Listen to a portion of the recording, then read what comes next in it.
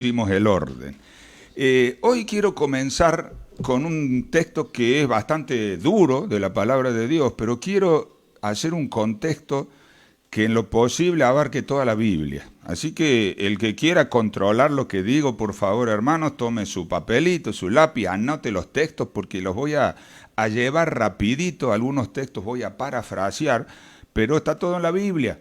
Y en honor al tiempo queremos ir destacando las cosas más importantes. Ahora, hay un texto que se encuentra en el libro de San Pablo a los Gálatas, en el versículo 7.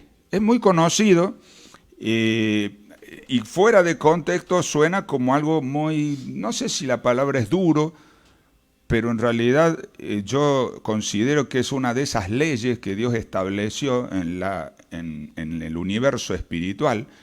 Dios estableció leyes para cada ámbito de la vida, la parte física, mental, emocional y también la espiritual. Y el versículo 7 de Gálatas 6 dice: no se engañen, Dios no puede ser burlado, pues todo lo que el hombre sembrare, eso también cosechará. Miren, hoy estoy predicando para gente que hace añares que está en la iglesia, y estoy predicando quizás para algunos de los que comenzaron a seguir los temas del pastor Roselot de estas últimas noches, temas evangelísticos, temas para, diríamos, para gente que recién va conociendo la Biblia y que, por supuesto, cuando uno quiere vender algo siempre presenta la parte más linda, la parte más bonita. Y después de última, si es honesto, dice sí, pero este auto además tiene un problema en el amortiguador, pero antes le mostró toda la pintura brillante, los tapizados hermosos, ¿no? Pero la realidad es que este asunto de la salvación es un regalo de Dios que requiere un esfuerzo, una participación de cada uno de nosotros. Y quiero ilustrar este texto con una historia, una anécdota que fue bastante vergonzosa, uno de los momentos que más vergüenza yo pasé en mi vida.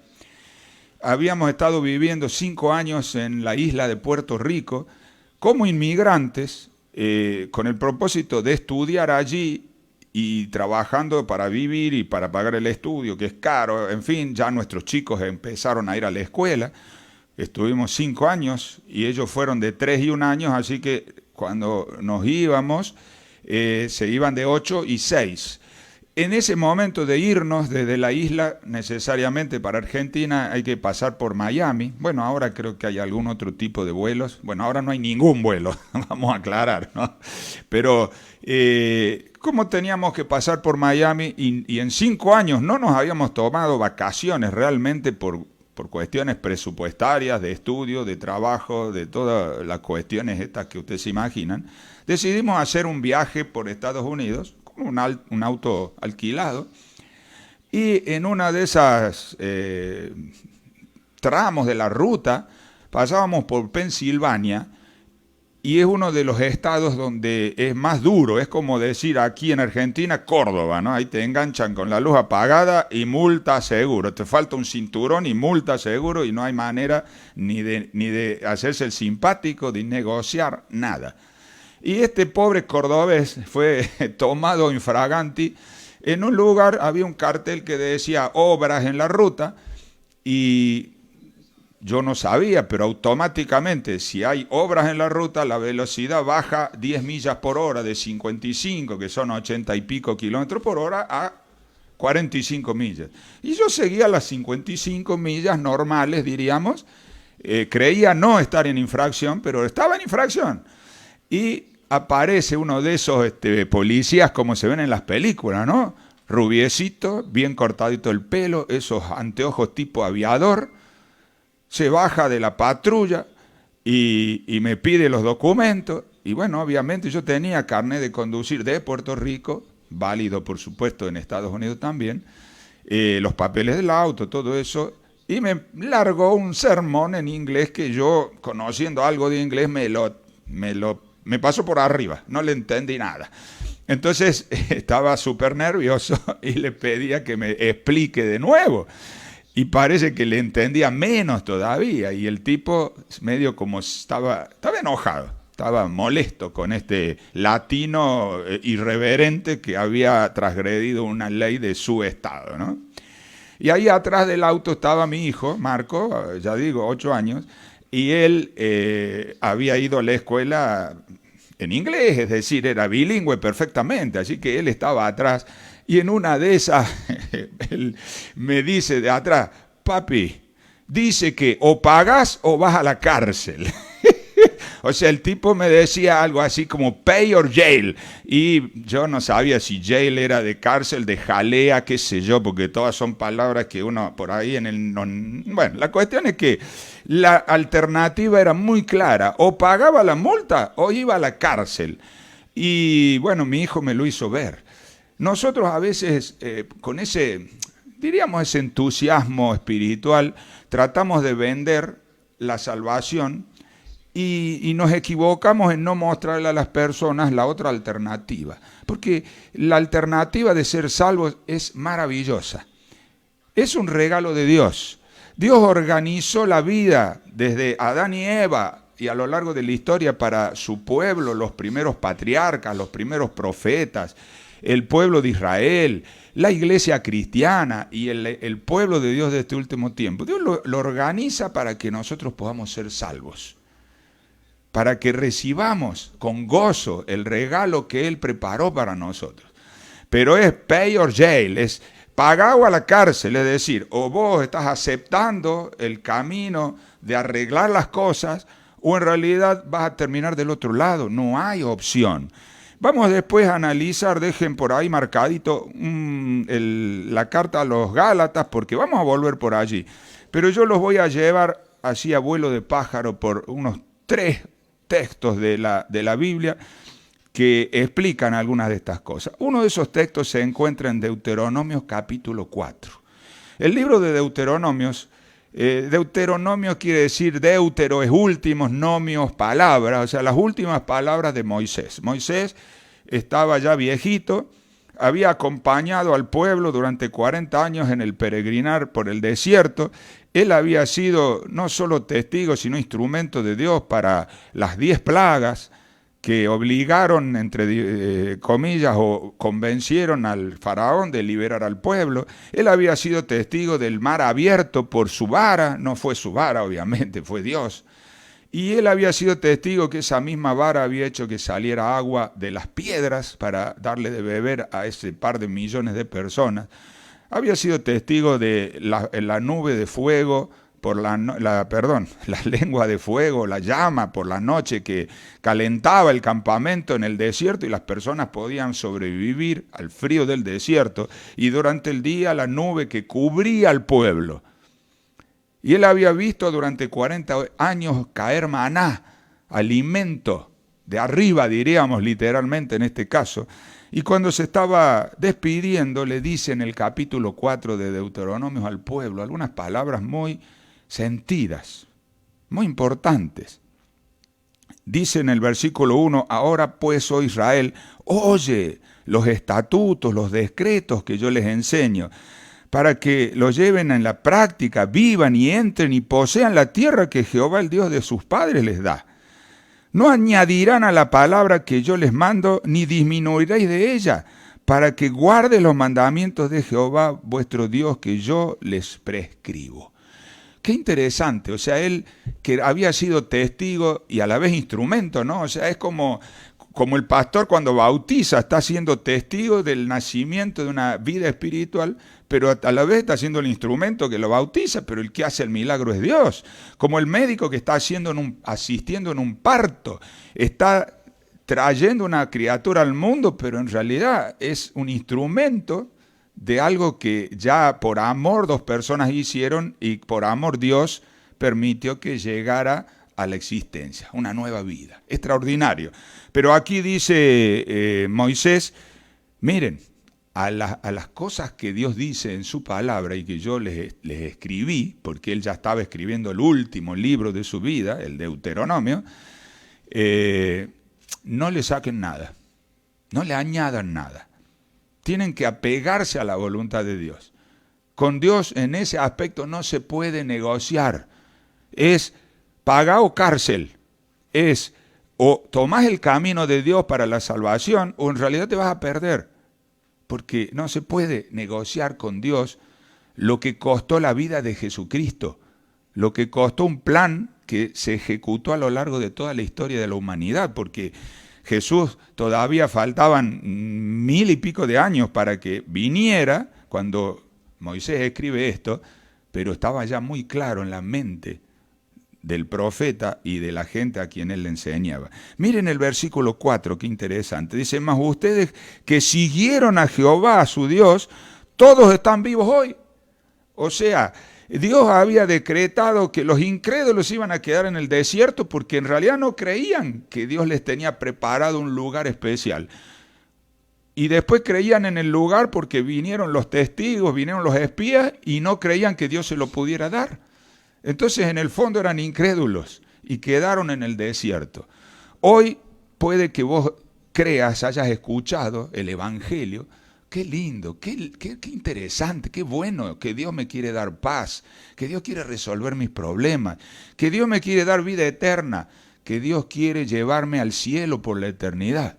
Pero, ¿será que lo va a hacer conmigo? O sea, dos situaciones que terminan convirtiéndolo a uno en incrédulo. Y va a quedar en el desierto, porque esa es la triste realidad. Es pagado o cárcel, es blanco o negro, es salvado o perdido. Entonces, todas esas personas que le siguieron a Dios estaban vivas. Y entonces allí aprovecha Moisés para hacerle el resumen de su ministerio, de su vida. Dice, miren, yo les he enseñado estatutos y decretos como Jehová mi Dios me mandó. O sea, no les inventé nada, es lo que Dios me pidió que les diga.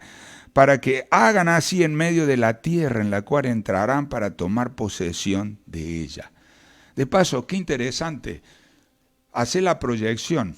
La promesa de Dios es darte una nueva tierra, la nueva Canaán, el cielo le llamamos, la tierra nueva le llamamos. Y en ese lugar se vive conforme a la voluntad de Dios. Por eso Dios antes nos da sus mandamientos, sus enseñanzas, sus preceptos, sus ordenanzas, sus guías, sus consejos, para que preparemos nuestro cuerpo, nuestra mente, nuestro corazón y nuestra vida para esa tierra a la cual vamos a entrar. Moisés no entró, ¿se acuerdan? No entró, él no entró a Canaán. Él llegó hasta el borde, y esto lo estaba diciendo desde el borde, como nosotros estamos al borde, hermanos queridos, amigos queridos. ¿Tienen ustedes alguna duda de que Jesús va a venir muy pronto?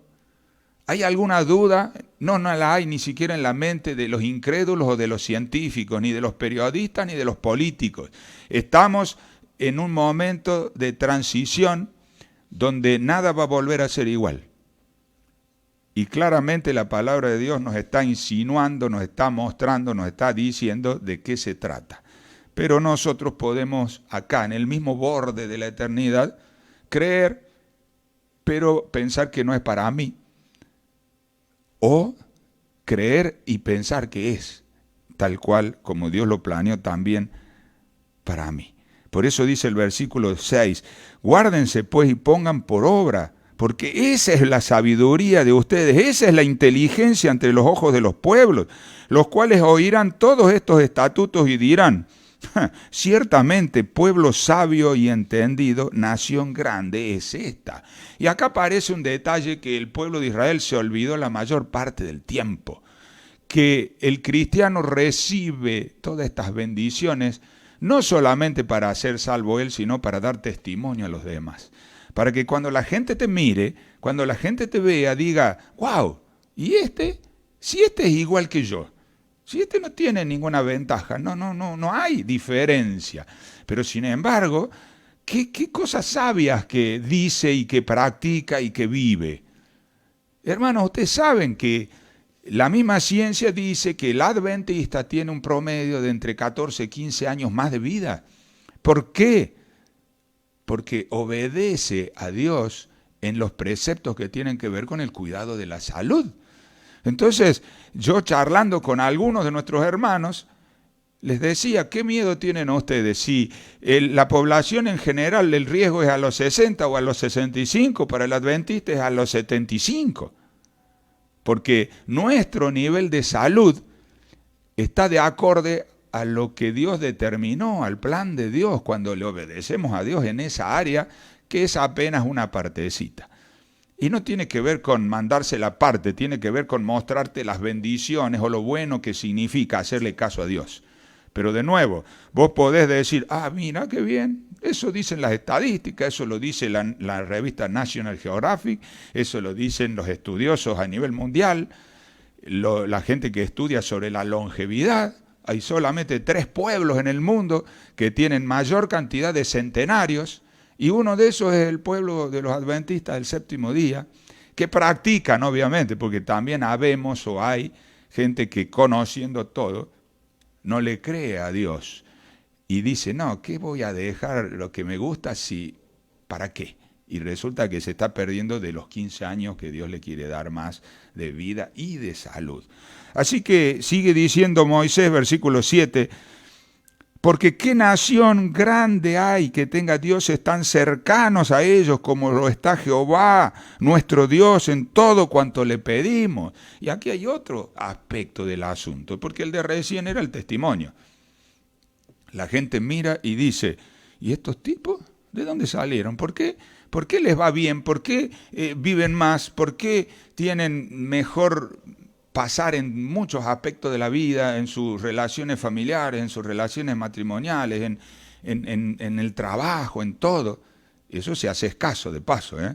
Ahí te hablo a vos que tenés 20, 30 años en la iglesia y que seguís igual que antes, porque si vos no practicas, esas bendiciones son condicionales. ¿A qué? A la obediencia, a la práctica. Dice el versículo 8, que la gente va a preguntar. O sea, ¿dónde hay gente que tenga a su Dios tan a mano, que le conteste todo lo que le pidan? Le piden, le hablan a Dios y Dios les contesta. Increíble, maravilloso, asombroso. Versículo 8 dice, ¿y qué nación grande hay que tenga estatutos y juicios justos como es toda esta ley que yo pongo hoy delante de ustedes? ¿De qué ley hablaba Moisés? De los 10 mandamientos, por cierto, pero también de todas las otras leyes. ¿Cuál era el sistema de gobierno de Israel? Una teocracia, es decir, Dios determinaba los destinos de la nación y les decía crucen, no crucen, ataquen, no ataquen. Era una teocracia. No la teocracia que hoy ostenta Irán, donde el que tiene los galones es una persona, no es Dios. En este caso era Dios, teocracia de verdad. Dios le decía al pueblo lo que tenía que hacer a través de los profetas. Pero la gente cuando veía eso, los dejaba pasar. Dice, yo no me meto con esta gente. O sea, estos están amparados, dirigidos y protegidos por Dios. Voy a saltar unos cuantos cientos de años y les voy a invitar a leer Jeremías, capítulo 29. El profeta Jeremías escribe en un momento totalmente diferente y opuesto.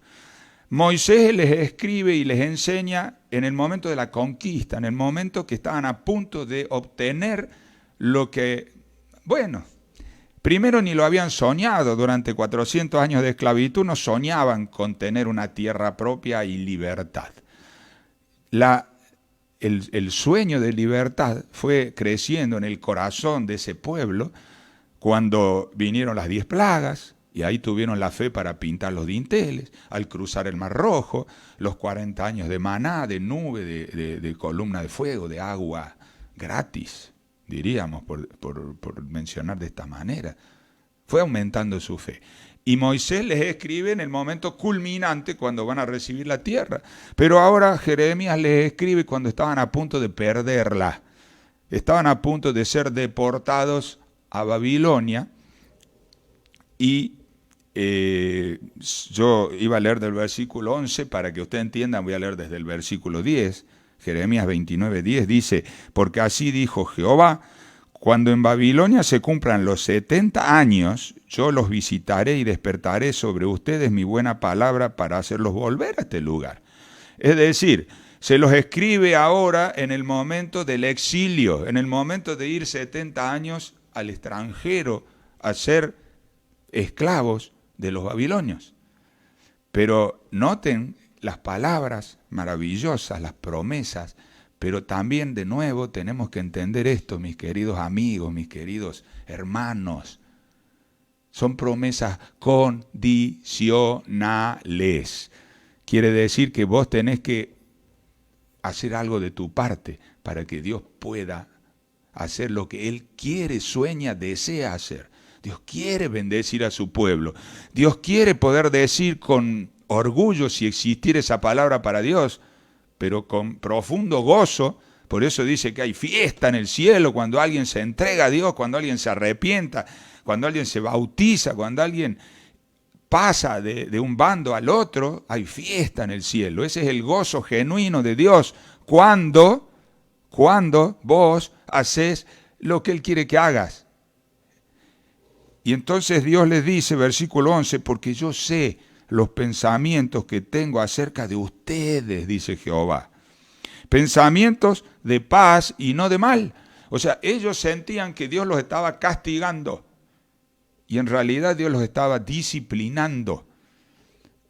En el lugar soñado, en el lugar perfecto para predicar el Evangelio y mostrar al mundo quién es Dios, porque ustedes saben dónde estaba Palestina. ¿Dónde está Palestina? Palestina está en el cruce de los 3 continentes que componían el mundo de aquella época. Si usted quiere ir de África a Asia, tiene que pasar por Palestina. Quiere ir de Asia a Europa, pasa por Palestina. Quiere ir de Europa a África, pasa por Palestina. Todas las caravanas, el tránsito comercial era el nudo del mundo, el ombligo del mundo, era la Nueva York de aquella época, por decir algo. Y Dios los había puesto en ese sitio para que ellos mostraran quién es Dios y predicaran de Dios. Y ellos jamás habían hecho eso, sino que, o mejor dicho, no digo la palabra jamás, pero no lo habían hecho, sino que cuando tenían oportunidad sacaban pecho y decían, miren qué lindo lo que yo tengo, ¿no? Miren lo que nosotros somos. Y resulta que todo lo que eran era por virtud de ese Dios cercano al que a lo largo de los años fueron, digamos, dejándolo de lado. Entonces Dios les dice, yo sé lo que yo tengo en mi corazón, en mi mente para ustedes. No son pensamientos de mal, son pensamientos de bien, de paz. Quiero darlos, no el fin que ustedes creen que van a recibir a punto de ser llevados prisioneros. Quiero darles otra cosa. Y cuando ustedes vuelvan en sí, cuando ustedes despierten, cuando ustedes entiendan cuál es mi voluntad para sus vidas, entonces me invocarán, dice el versículo 12, y vendrán y orarán a mí, y yo por supuesto que los voy a oír. Me buscarán y me hallarán, porque me buscarán de todo vuestro corazón. Y yo te pregunto, porque la realidad de ese pueblo era que su corazón estaba en otras cosas. Su corazón estaba en las cosas de este mundo, en la rapiña, en el aprovechamiento del prójimo, en el trepar socialmente, en el quedarse con la mayor cantidad de cosas posibles, en conquistar y tener logros personales. Y Dios les dice, miren, cuando ustedes me pidan de tal forma que yo esté primero en sus vidas, que yo sea realmente el centro de sus vidas, entonces me van a encontrar. Porque en el fondo, desgraciadamente, pareciera que no estamos buscando a Dios. Estamos buscando el poder de Dios para hacer nuestra voluntad y seguir como siempre hemos querido seguir. Y como nos damos cuenta que no podemos, queremos el Espíritu Santo para usarlo y no ser usados por el Espíritu Santo. Y entonces, ya casi llegando a Gálatas, vamos a dar una pasadita por Hechos de los Apóstoles. ¿Qué les parece? Hechos de los Apóstoles, capítulo 5, versículo 27 al 32. Es interesante porque esto es otro momento del pueblo de Dios, totalmente diferente. Este era el momento donde estaba principiando la iglesia cristiana, Jesús había muerto, había resucitado, había estado 40 días con los apóstoles, había soplado sobre ellos el Espíritu Santo. El Espíritu Santo, después de 10 días de arreglar sus cosas entre los hermanos, entre los discípulos, esos 120 que terminaron unánimes, habiéndose pedido disculpas por las cosas, los egoísmos y las cosas malas que se habían hecho entre ellos y que pensaban en definitiva también de Dios. Vino el Espíritu Santo, comenzaron a predicar y comenzaron a hacer, primero comenzaron a tener éxito, pero también comenzaron a ser perseguidos. Y dice el versículo 27 del capítulo 5 de Hechos: cuando los trajeron, los presentaron en el concilio, y el sumo sacerdote les preguntó diciendo: ¿no les mandamos estrictamente que no enseñaran en ese nombre? Recuérdense que un par de capítulos antes de la Biblia relata cuando ellos habían tenido la primera predicación, se bautizaron como 3.000, después otra segunda predicación, se bautizaron como 5.000, y los atrapan, los llevan, los intimidan, los azotan, les ordenan, y dicen admirados: estos tipos no son los galileos esos, los pescadores aquellos, no son los de la villa tal o los del... Pero hablan como que estuvieron con Jesús. Sus palabras, su manera de expresarse y sus actos eran absolutamente distintos a su origen. Y ahora los vuelven a atrapar porque antes ya le habían ordenado que se callaran la boca, y ahora digamos que les pegan una segunda ajustada a los líderes religiosos y políticos de la época, y les dicen: les mandamos que se callaran la boca. Y ahora han llenado Jerusalén de su doctrina y encima quieren echar sobre nosotros la sangre de ese hombre. O sea, nos hacen responsables a nosotros de la muerte de Jesús, lo cual era, por supuesto, completamente cierto. Pedro y los apóstoles le responden: es necesario obedecer a Dios antes que a los hombres. El Dios de nuestros padres levantó a Jesús, a quien ustedes lo mataron colgándolo en un madero. A este Dios ha exaltado con su diestra por príncipe y salvador, para dar a Israel arrepentimiento y perdón de pecados. Y nosotros somos testigos suyos de estas cosas, y también el Espíritu Santo, el cual ha dado Dios a los que le obedecen. Qué interesante. Estos discípulos que cuando Jesús muere se escondieron como ratas, desaparecieron.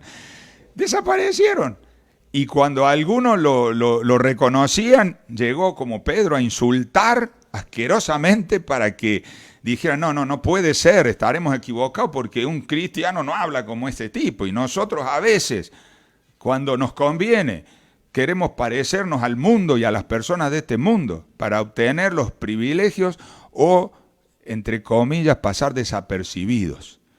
Pero esta gente que fue llena del Espíritu Santo para ser usada por el Espíritu Santo. El Espíritu Santo comienza a dirigir sus pasos, dirigir sus labios, dirigir sus actos. Y todo lo que decían y hacían era inspirado por Dios. Por eso despertaban esta admiración y este respeto incluso por los líderes. Nosotros creo que ni le hacemos cosquillas. Algunos me cargaban por allí, dice: no está el pastor, hubo una reunión allí de líderes religiosos en la catedral, y no, ahí no nos invitaron. Quiere decir que no nos registran, no movemos el amperímetro, dirían los chicos. Pero ¿quién tiene la culpa de eso? ¿Dios? Me parece que nosotros nos queremos parecer tanto a lo normal, entre comillas, que no despertamos ni siquiera molestia. Y por supuesto menos respeto entonces, porque esta gente que era Pedro, el mismo Pedro de siempre, mal hablado, bocón, arrebatado, no era el mismo, ahora estaba siendo guiado por el Espíritu Santo.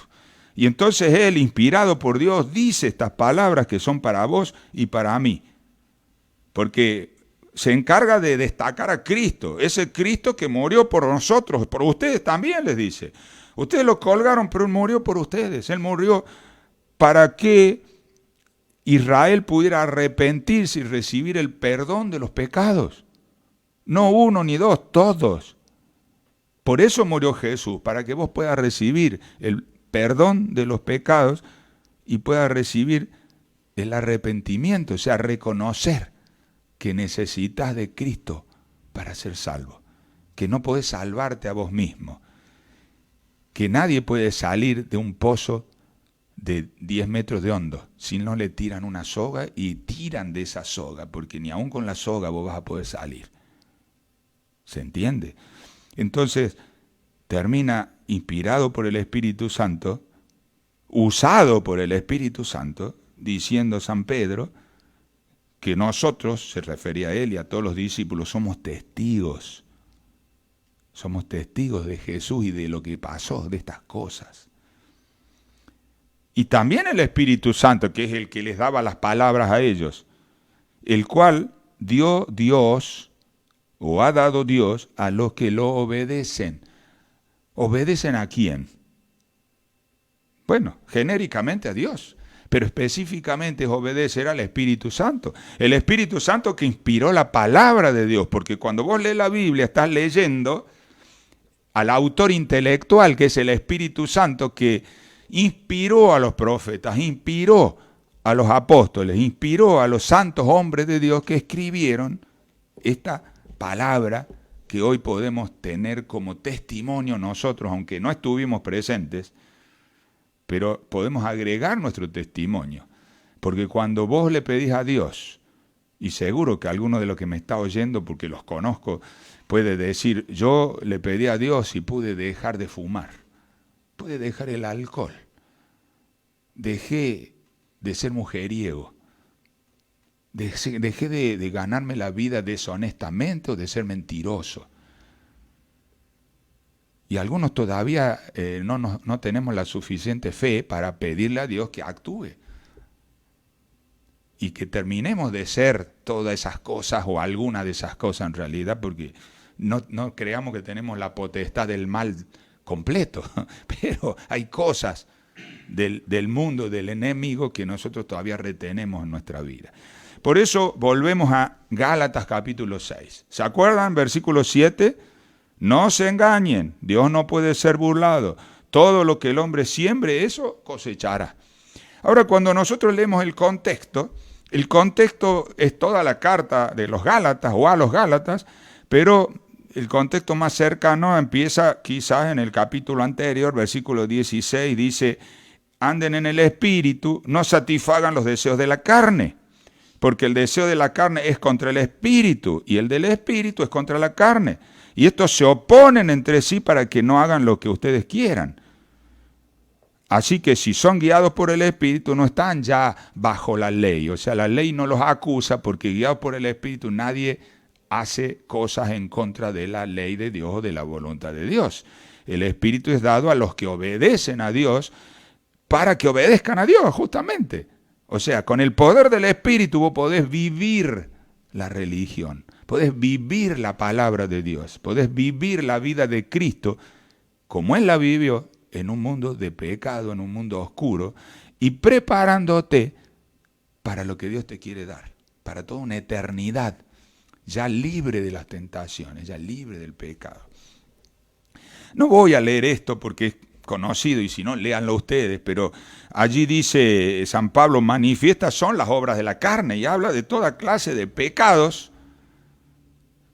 Algunos que los adventistas de años se horrorizan y dicen, oh, cuando alguien comete esos pecados, y otros tan simples como la ira, como la contienda, como las disensiones, como la envidia. Pucha, Dios no nos deja ni pecar tranquilos, porque yo no robo ni mato a nadie, pero tengo envidia, tengo celos. Entonces Dios mete el dedo en tu llaga porque vos estás igual de podrido que ese que nunca conoció a Dios. Solamente que este otro hasta inocentemente comete sus pecados a la vista de todos porque no los considera pecado. Pero vos y yo que somos viejos en el camino del Señor, nos convertimos en hipócritas haciendo cosas a escondidas de nuestros hermanos porque sabemos que están mal, pero no podemos engañar a Dios. Así que entonces hace el enorme contraste San Pablo allí en la carta a los Gálatas y dice, más el fruto del Espíritu es, y ustedes ya lo saben, amor, gozo, paz, paciencia, bondad, benignidad, fe, mansedumbre, templanza. Dice, contra esas cosas no hay ley. O sea, si vos tenés amor, no vas a quebrantar la ley, porque el que ama, el que ama a su prójimo no le va a robar, el que ama a su esposa no la va a engañar, el que ama a Dios no va a estar insultando a Dios.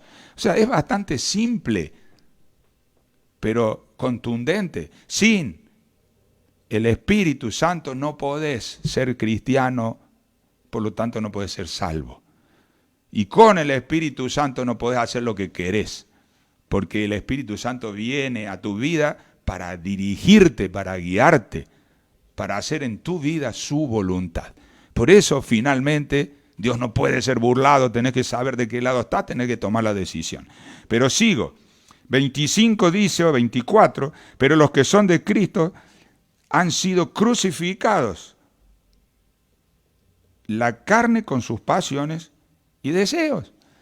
O sea, mi hijo querido, Jesús fue el que murió en la cruz, pero para posibilitar que vos mueras al yo y no vayas a la cruz, porque si vos no morís al yo, si no morís a tus propios malos deseos, vas a terminar muriendo por tus pecados y con tus pecados. Vos tenés que permitir que Jesús te separe de los pecados. A eso vino Jesús, Génesis 3:15. Dios iba a enviar al que nos iba a separar de los pecados. No nos va a salvar con los pecados, nos va a salvar de los pecados. Versículo 26, no nos hagamos vanagloriosos, irritándonos unos a otros, envidiándonos unos a otros. Hermanos, si alguno fuere sorprendido en alguna falta, ustedes que son espirituales, restáurenlo con espíritu de mansedumbre, considerándote a ti mismo, no sea que tú también seas tentado.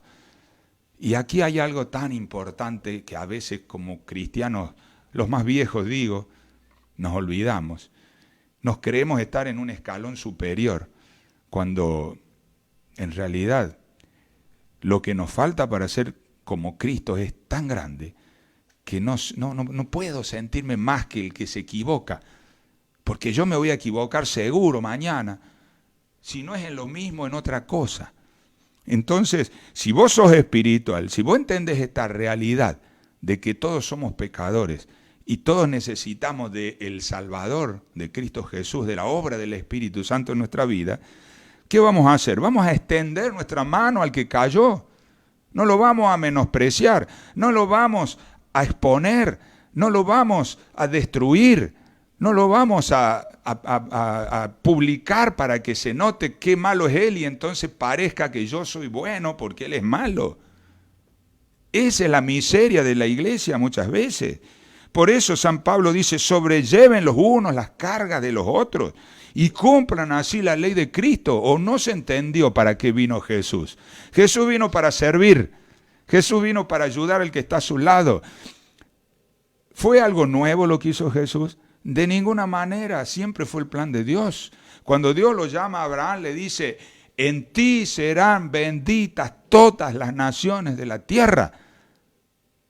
O sea que Dios bendijo a Abraham, sí bendijo a Abraham, pero bendijo a Abraham para que Abraham fuera bendición.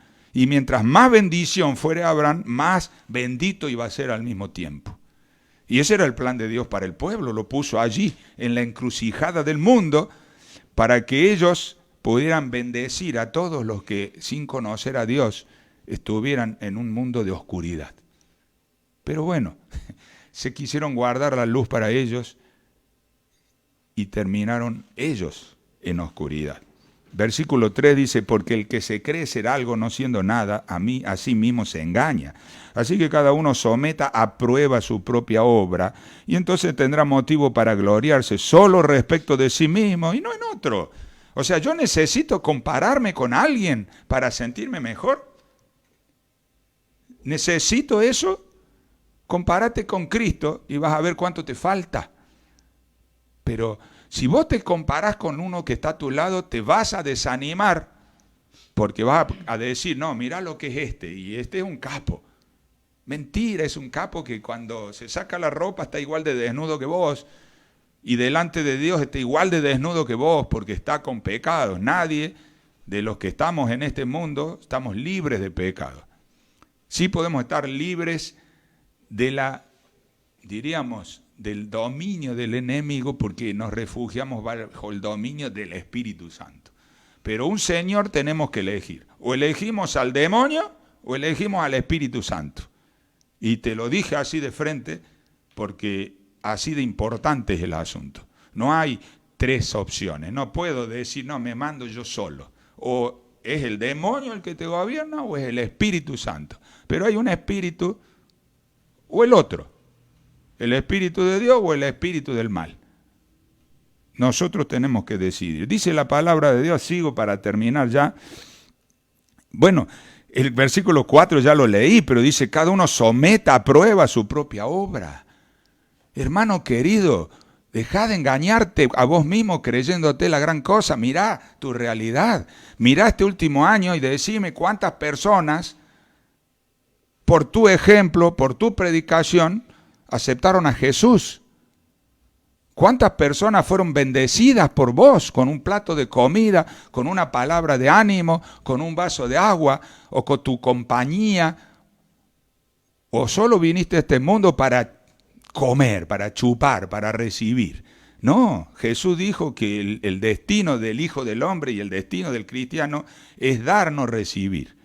Claro que recibiremos, y no solo recibiremos de las demás personas, recibiremos del Padre que es... Él dice que abrirá las ventanas de los cielos hasta que sobreabunde. Pero en la medida que nos vaciemos del yo y del orgullo y que hagamos circular la bendición. Cuando yo recibo y doy, Dios me da más y me da mucho más. Sobre poco fuiste fiel, sobre mucho te pondré. Pero tengo que terminar.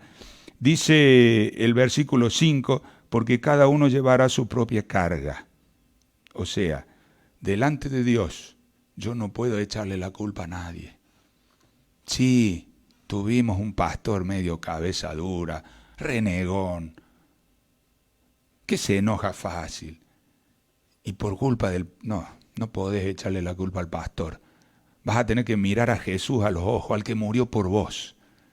Vas a tener que darte cuenta que el Espíritu Santo estuvo tratando de hablarte, incluso a través de ese pastor cascarrabias. Y de tantos otros que vos los menospreciaste porque eran menos que vos, también Dios te quería hablar a través de ellos. Y eso va a ser imposible. No vamos a poder sostener la mirada del Hijo de Dios a menos que hoy lo estemos mirando. Ese es el desafío, hermanos queridos. El que es enseñado en la palabra haga partícipe de toda cosa buena al que lo instruye. Pareciera que hay un desapego, ¿cómo diríamos? Bueno, es la sociedad contestataria, es la sociedad que se rebela contra los mayores, contra los que les enseñan, contra los que le dan ejemplo. Y el ejemplo es limitado porque están hablando del ejemplo del anciano, del ejemplo del pastor, del ejemplo del instructor bíblico, hombre como vos, mujer como vos, con errores, pero que Dios te lo mandó para brindarte ayuda y salvación. Entonces tenés que aceptar, tenés que recibir, porque Dios lo está mandando. Dios lo está mandando. Versículo 7, ya lo repetimos varias veces a lo largo del sermón. No se engañen, Dios no puede ser burlado. Todo lo que el hombre siembre, eso cosechará. Y termino. Dice, porque el que siembra para su carne, de la carne se cosechará corrupción. Mas el que siembra para el espíritu, del espíritu cosechará vida eterna. Tenés libertad, podés elegir el camino, pero hay dos caminos. Y uno lleva a la corrupción y otro lleva a la vida eterna.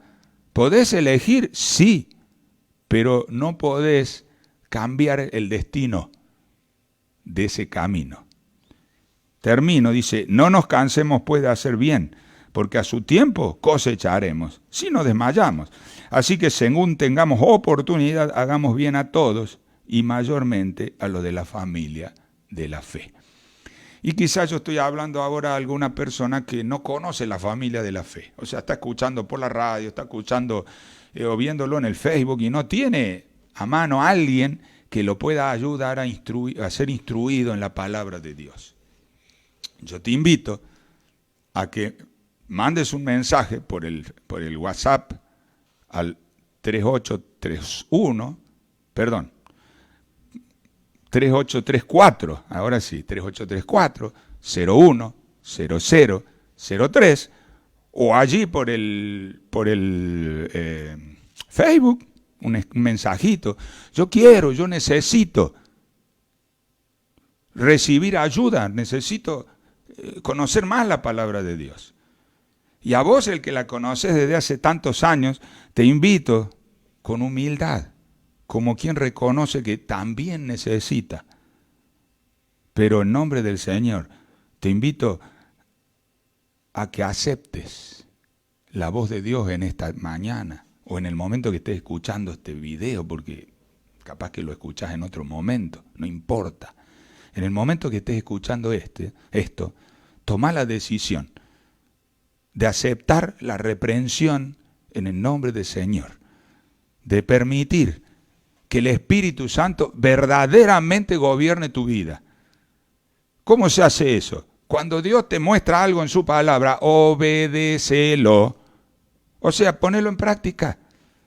Cuando Dios te muestra claramente algo a través de una predicación, a través de un consejo, a través de la voz de un amigo, a través de la voz de uno que te critica o de tu enemigo, porque Dios puede usar hasta tu enemigo para salvarte.